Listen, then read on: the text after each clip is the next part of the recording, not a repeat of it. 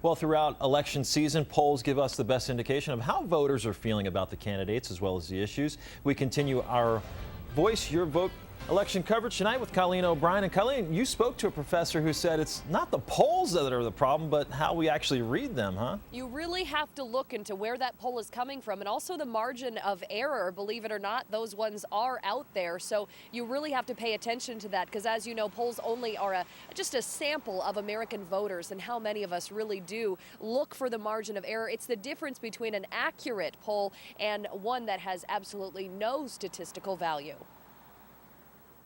Polls can tell you a lot about the minds of some voters. For instance, in Washington, this KCTS and University of Washington poll shows voters will likely approve R-74 and give gay couples the right to marry, and I-502, which will legalize the sale of marijuana.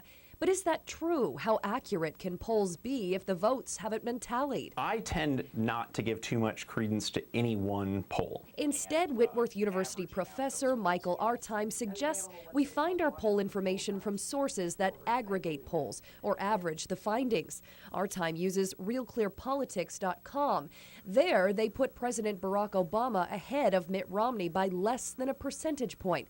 And in the race for Washington's governor, Jay Inslee holds a 1-point lead over Rob McKenna. Some of these that are averaged in here, these were taken quite a while ago. So, I mean, things could have changed. Polls only show you who might be winning or losing, which is why Artime says they can be persuasive to voters. There's a reason why the network news sites won't be releasing polls until a certain time, because they know that to release polls on election day could influence whether people turn out to vote. Bottom line, Artime says use these polls as a conversation piece, not as a voter's guide, and do your research about the candidate and about the poll. We're just so concerned with who's winning that we forget to ask the question why.